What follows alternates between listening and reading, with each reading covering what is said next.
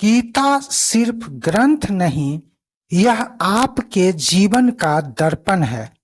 सावन का यह महीना केवल पूजा पाठ का ही नहीं, बल्कि ज्ञान को आत्मसात करने का भी अवसर है।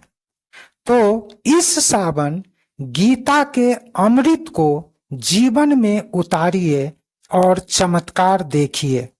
जो अब तक नहीं किया वो अब कीजिए। जीवन में किसी नए कार्य को शुरू करने के लिए सावन से अच्छा कोई और माह हो ही नहीं सकता। इस माह में ब्रह्मांड का प्रत्येक कण शिवमय रहता है।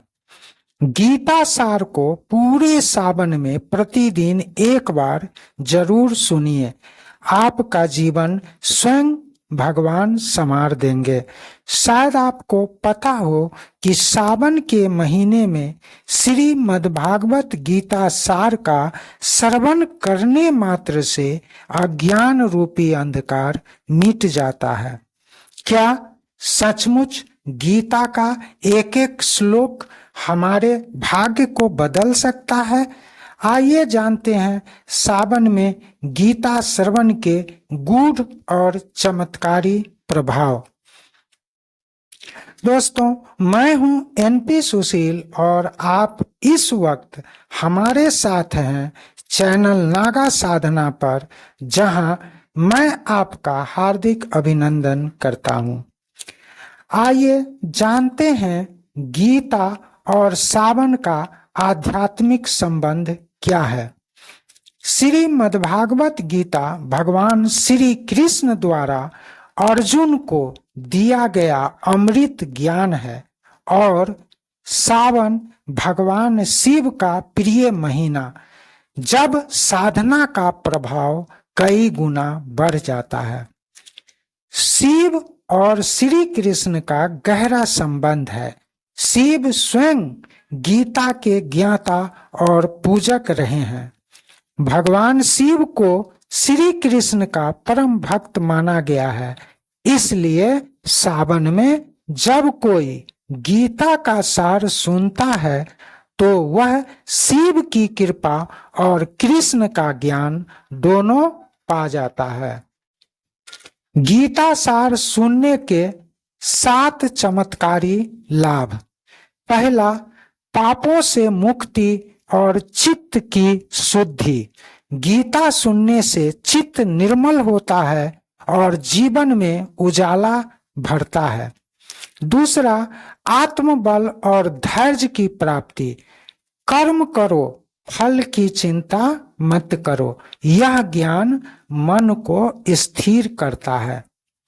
तीसरा, शिव कृपा सहज प्राप्त होती है।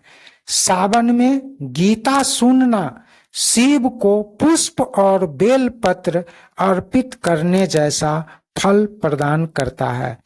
चौथा, ग्रह दोष और मानसिक अशांति दूर होती है। गीता सार के श्रवण मात्र से नकारात्मक ऊर्जा और मानसिक तनाव जैसी बुराइयां समाप्त हो जाती हैं। पांचवा, कर्म करने की शक्ति मिलती है। गीता सार प्रेरणा का सागर है। जो भी व्यक्ति गीता सार का श्रवण करता है वह कर्म की प्रधानता को समझने लगता है और कर्म करने में अपना समस्त चित्त लगा देता है।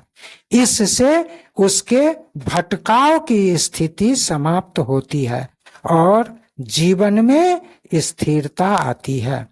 गीता सार से व्यक्ति की पहचान करने में काफी सहूलियत होती है।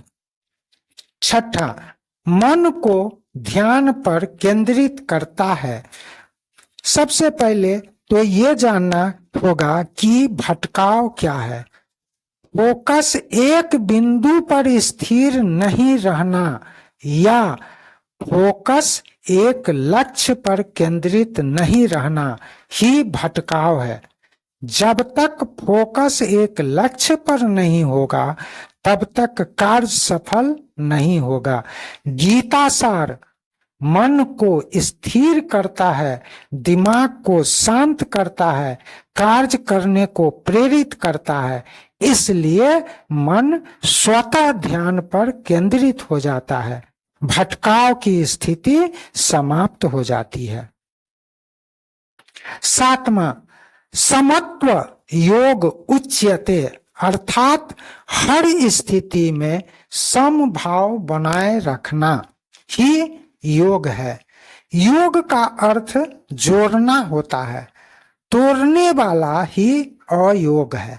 आध्यात्म में जोड़ने वाले को सुई धागा की संज्ञा दी गई है और तोड़ने वाले को कैंची की संज्ञा दी गई है। कैंची एक वस्त्र को काट काट कर टुकड़े टुकड़े कर डालती है, जबकि सुई धागा उन टुकड़ों को जोड़ जोड़ कर फिर से एक वस्त्र बना डालता है। गीता सार हमें कैंची नहीं सुई बनने की प्रेरणा देता है। यदि सावन में प्रतिदिन 10 मिनट गीता सार को सुनने में लगाते हैं तो न सिर्फ जीवन आसान होगा बल्कि आत्मा भी परम शांति को प्राप्त करेगी। यदि आप गीता सार सुनना चाहते हैं तो इस श्रृंखला के अगले भाग को अवश्य देखें। यह चैनल अर्थात चैनल नागा साधना शीघ्र ही गीता सार को कई भाग में प्रस्तुत करने जा रहा है, अतः आप नागा साधना को सब्सक्राइब कर लीजिए और आज के लिए मुझे आज्ञा दीजिए। मिलता हूँ शीघ्र ही नई जानकारी के साथ नए वीडियो में। तब तक के लिए आज्ञा दीजिए। नमस्कार, जय हिंद।